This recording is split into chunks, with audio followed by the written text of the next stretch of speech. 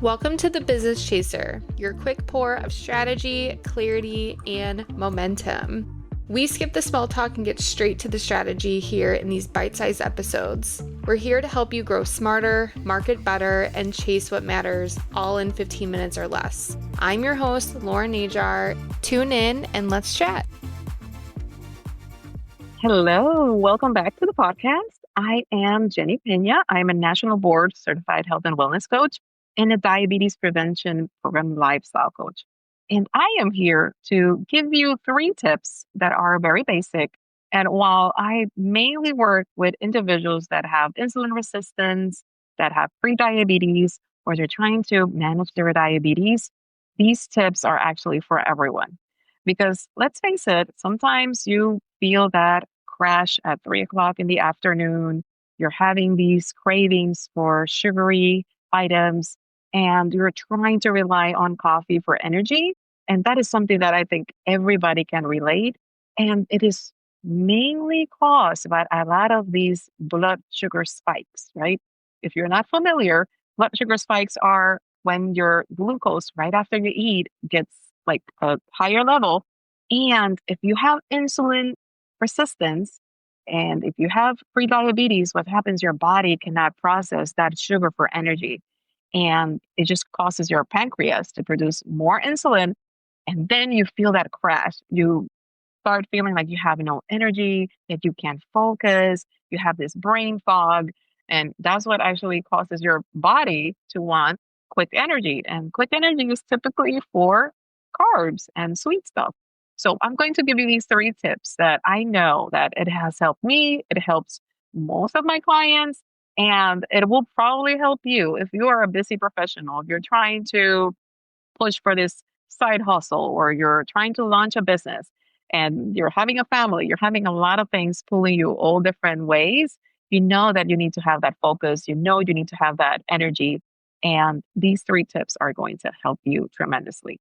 Now, the one thing that I would say, even though I have a very strong stance on intermittent fasting, I am not very much of a fan. I will support my client if they strongly believe that that's their best course of action. However, I will recommend that you will incorporate at least 3 meals that are balanced. Now, what does that even mean?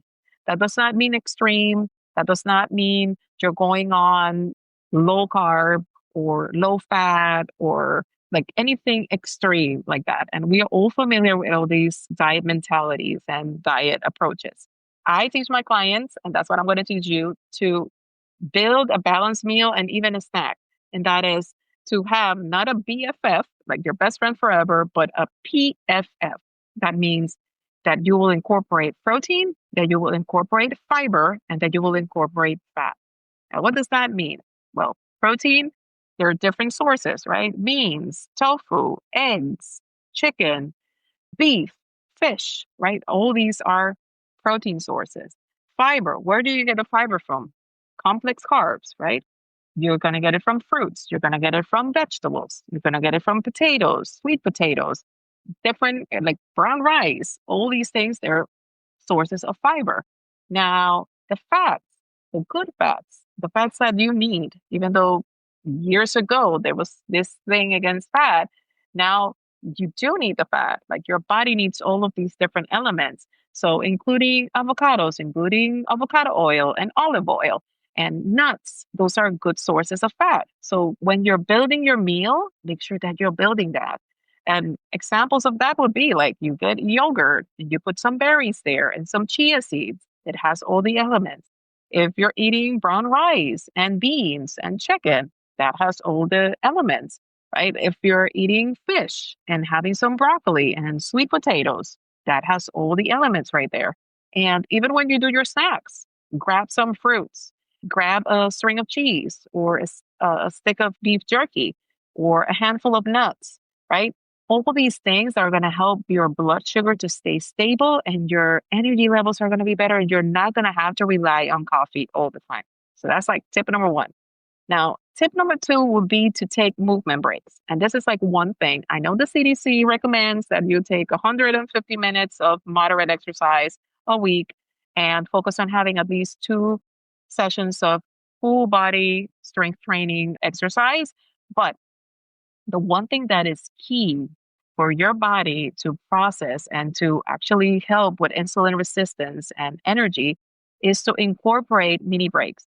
I have had clients that they would focus on, okay, I'm going to wake up at 5 o'clock in the morning and I'm going to go to the gym and I'm going to be there for an hour. And that's great. I'm not discounting that.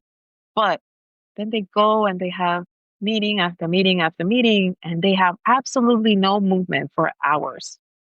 So I will always recommend ever so often put a little trigger, put a little marker on your computer, put an alert on your phone, and take a 5 minute movement break. And make sure that you stand up, that you stretch. You can even do jumping jacks if you want. You can do squats if you want. Incorporate some sort of movement. And the other tip that is very easy, especially if you're super busy and you have so much going on, is to incorporate at least about a 10-minute walk after your lunch. That's going to help you balance that blood sugar and improve how your body can manage the glucose and use it for energy in an efficient way. So, I already said something about your balancing, like your foods. Another thing about your exercise, your movement, right? And again, it doesn't have to be something that is lengthy, it doesn't have to be extreme movement. And then the third part has to do with your mindset because a lot of people don't realize how much stress and sleep and having like an ongoing, steady set of things to do and not allowing your body to just reset, now allowing your mind to reset can impact your blood sugar and can create all sorts of things. Even acid reflux sometimes comes out of like high stress. So, the one trick that I tell my clients, and now not everything works for everybody, but this is the one thing that I have seen in my experience is that taking a break and use what is called box breathing. Now, box breathing, I know a lot of people think, oh, 5 minute meditation or journaling. I have heard some people that love journal, other people hate journaling. And even though it's great to do what is called a brain dump and write everything that is concerning you so that you can kind of transfer that from your brain into that paper and not have to worry about it. The one thing that everybody does that seems to work and that seems to be easy enough is that box breathing. So you have to imagine a box. You breathe in for 4 seconds, then you hold for 4 seconds. So you imagine that box being created like a line. Then you exhale for 4 seconds, and then you hold again for 4 seconds. And you do that a handful of times. And at one point, I had a client that was joking about, well, I cannot even do that in my office. People interrupt me all the time. And I actually told my client, well, if nobody bothers you in the bathroom, then go to the bathroom, even if you don't need to. Close that stool, sit there, and do your breathing. And that is going to help tremendously. It helps your brain go from sympathetic to parasympathetic, right? Like that switch that you need to go from being in that fight or flight mode and calm down. That is going to help you. And guess what? It helps amazingly between meetings. It helps amazingly if you need to have that break. If you feel that maybe you're in a creative moment that you need to create something and you're running out of ideas, nothing is best than doing that or even going for a quick walk and not really think through. And then the ideas will come. So, hoping that these 3 tips are helpful. And one thing to be mindful of. I know a lot of people ignore sometimes the blood sugar dysregulation signs. And these are things that also you need to be mindful of because I had a lot of clients that they started and maybe their A1C was not even within the pre-diabetic range, but they were creeping up slowly. I would suggest always include that in your test. And if you're constantly feeling like you have no energy at 3 o'clock, if you're constantly feeling that you're craving carbs, even when you have already had something to eat, if you're feeling that way, or even if you're waking up in the morning, even though you had a 7, 8 hour sleep and you're still exhausted, those things are sign of blood sugar dysregulation. So it is good to get checked. So I will always share with everyone to please, please talk to your doctor about these things.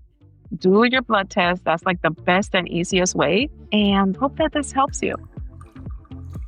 That's your quick hit of clarity and momentum for the week. If it sparks something, share it with a friend or tag us in your stories at Business Over Cocktails and or at Lauren Najar.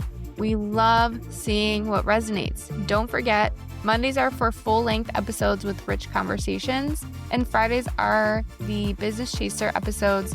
These are bite-sized insights pulled from our guests to keep you inspired and aligned throughout the week.